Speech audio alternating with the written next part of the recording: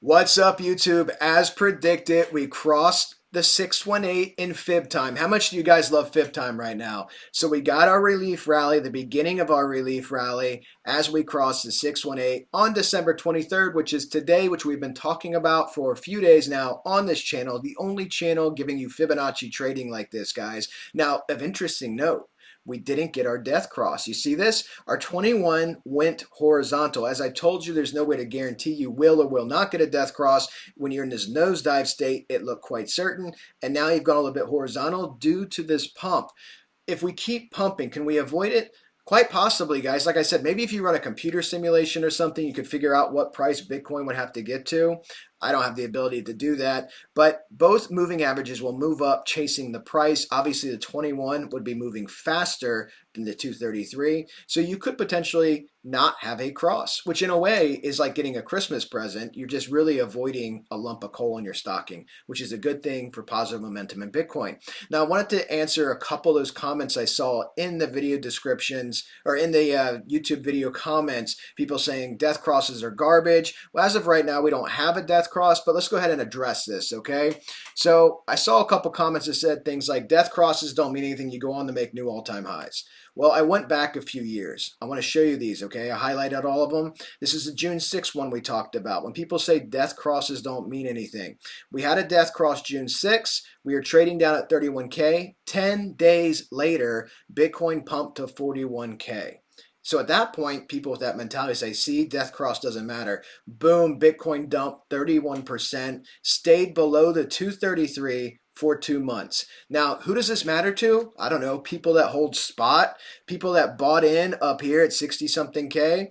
Those types of people, it definitely matters to. If you're a trader and you're upside down in your trade, it matters to you. So it matters to everybody because it's your money, okay? If you bought in up here at 41K thinking Bitcoin's breaking out like everybody on YouTube said it was to 50K, then we're off to the races, guys. We're going to make a new all-time high. And then for 2 months, you did nothing but make a new market low at 28,790 and keep going down on these trends. It looked like Bitcoin was falling apart before it wasn't, okay? And that was for 2 months. That was very painful, I know, because we have a room and people were very upset that they would potentially lose a lot of money at this time. Let's go ahead and back up some more. The COVID crash. Now you can say, well, that doesn't count because we have a everything crash, and that's true. The stock market's crashed, everything crashed, but it did happen. The point of this is to show you that there's never been a positive incident if you do get a crash or a EMA death cross. Okay, Bitcoin declines every single time. Sometimes it's delayed, but it declines every single time by significant amounts. 58% for 2 months, okay? You're below the 233, minus 58% at its peak. Here's a shallow one, minus 15% for 13 days. This occurred roughly September 22nd, 2019, okay? You're down here for 13 days, minus 15%. So again, these don't have to be devastating, but you back up some more, guys. Minus 64%. You were below the 233 key moving average for 11 months. Absolutely insane when you think about that. So this is obviously the end of the bull run. This happened roughly May 8th, May 9th, 2018, okay? Minus 64%. This is what people are afraid of when you do get a death cross. That term comes from the stock market. It's present in every single major market crash, okay? So right before this, we had another EMA death cross. Now we're all the way back to March of 2018, okay? So we've gone back now quite a bit of time. And this happened on March 2018, or March 21st, 20th, 2018, minus 26% for a month. So none of these are positive events, okay, when you have an EMA death cross. So that's why we want to avoid it, and we may potentially be able to avoid it. I can't tell. I have no way to tell with certainty. I do know if price declines and retraces, you're going to get an EMA death cross because they're way too close together. You want them to be apart like this. You want the 21 as support in your bull run, the 233 way below you, not even near each other. One thing of interesting note, guys, as a pattern trader, these all happened in pairs. I find that very interesting. Minus 26%, and it's always a small number and then a large number. Look at this. Minus 26%, and there's some time elapse between them. Minus 64%. Fast forward. Minus 15%. Minus 58%.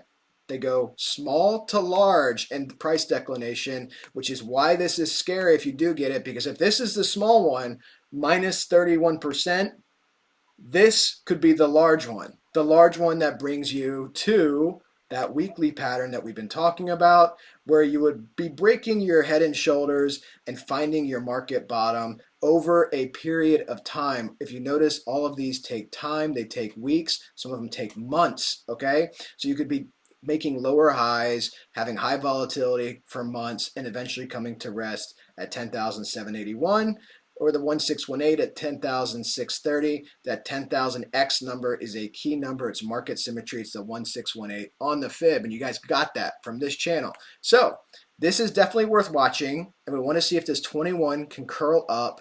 We do have this fib open until the next fib, which is way over here, January 3rd, the 786. This red line, the 702, that is not a Fibonacci number. I use this as a trend reversal number. It's a very common trend reversal number in pattern trading, but it's not a Fibonacci number. So this fib, you're still in this fib until you hit the next fib, which is January 3rd. So we have to watch this and just make sure we don't get across in that time frame. You guys know I'll be watching it. So let's advance. All right. Daily time frame. Here's our Keltner channel we've been tracking, guys. So our Keltner channel, we finally got above the 0.5 fib in our Fibonacci pitchfork. We hadn't tested it since December 7th. This is a daily candle, so it could retrace. We want to get a close above the 0.5 so we can use it as support for future candles. And again, we want to get above the median line here in the Keltner channel, which is 52.6, 52.7 roughly. And you want to get above that so you can get some green candles and be trading this more upward trend, okay? Let me go ahead and take that off, and let's just look at some other resistances. As you guys know, there's going to be a lot of resistance above us because of where we're at. Let's go ahead and throw ATR trend lines on here. Here's our crisscross of volatility pivot points. And again, we're just eking slightly above it. We want to close above this, okay, because we can use these as support as well. As you can see, they're being used as resistance here to the rise. So this is good because this could put us in this quadrant if we can get a close in here, much closer to moving back up. Let's look at GAN levels here. As you can see, we're getting resistance right now at GAN 50,700. We're just above it at 50,713. Our DMA cloud, we green yet? Nope. So white's an indecision candle. We have to get a close outside of the cloud to be in a bullish trend according to DMA. I use this all the time for my Forex trading. Very accurate indicator for trend. All right, let's go ahead and advance. Since we are making bullish momentum, let's talk about the three valleys pattern. So we're making some bullish momentum. We got to get above this 50,700 and move up, use it as support. And then guys, again, when am I bullish, like super bullish on Bitcoin? When we can flip this blue line here, the 59,265 I've been talking about. We can flip this and go up, use it as support, would be great. And then we're back in this quadrant where you can move up to make new all-time highs. This pattern would become active when you break the previous all-time high, peak 2.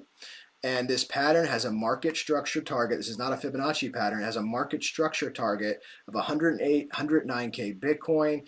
And I would predict you would have some type of rise like this. Okay, if you can flip 52,965, break your previous all-time high, you're going to be rising up like this. You'll be rising up, consolidating, rising up, consolidating. We'll be on our way to six-figure Bitcoin. Guys, like I said, everything's rallying. The largest influx of retail money into options in the stock market happened yesterday or the day before ever recorded. So everything's rallying. It makes sense Bitcoin can move up. It needs to capitalize on the momentum in the other markets and really start making some progress. One thing of interesting note as well, my ATR, let me go ahead and open this up. We descended to a baseline that we have not been in since late September, October 3rd. And what Bitcoin went to do on from that point was increase in price 60% and make a new all-time high. ATR doesn't measure if you're going up or down. It's just interesting to note because this is the measurement of volatility, the separation of candles. So are we seeing the beginning of a major bull rally or a bull trap? That's what we have to watch for, okay? And that's why we do TA. TA is not about certainty, it's about probability. Let's go ahead and advance to the next tab. Same chart, but I want to show you some different things here, okay? So let's go ahead and look at this. This is where we're at right now. You can see price right now, making some progress. Let's go ahead and grab a fib retracement, and we're going to grab it from the beginning of our impulse, bring it down to the end of our impulse. Try to get as close as possible here. All right. Well, my picture got in the way. Let's get it. Try it again. We're doing it live, guys. I don't edit this stuff out. All right. So let's see what we have here, guys. Let me move this over. Be better. Pull this back out. Get a little bit more range here. Looking for Fibonacci patterns is what I'm doing here. So these are 5-point patterns. I'm going to go ahead and turn the magnet on for this. We're going to go up to our beginning of our impulse, down to the end of our impulse. What I'm looking for is the potential retracement, right? So we can see the 618's at 58.5. So I'm going to see if I have any patterns that can show me that, or if it goes higher up. That's the B point, C point. This is the current low. And guys, these patterns can change as price and candles change, okay? So none of this stuff is set in stone. Let me see what I have here. My measurements, 384x to B. So what I have right here is a bat, okay? So a bat would take you up to 65,945. This doesn't mean that Bitcoin, because this pattern's here, Bitcoin's going to 65,945 before it retraces. This is essentially a counter trend pattern. It's showing potential price retracement where it could find resistance at. You have key resistance here at the 618. You have a 702 reversal fib. This goes up to 886. We have a bunch of different patterns. We look at these different levels, and then we look at our other things like volume and momentum are very key.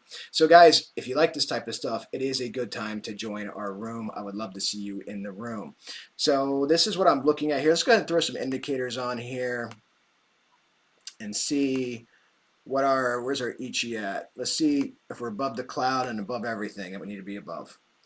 That's nice. We broke through the cloud. We're using the moving average here as support. As you can see, this is what you want, okay? You want your moving average cloud used as support, and your support cloud beneath you, and when you fall through, it's when you can have some problems, just like this big wave down has been resistance to us this whole time, and now we've moved back up. This is a very positive thing.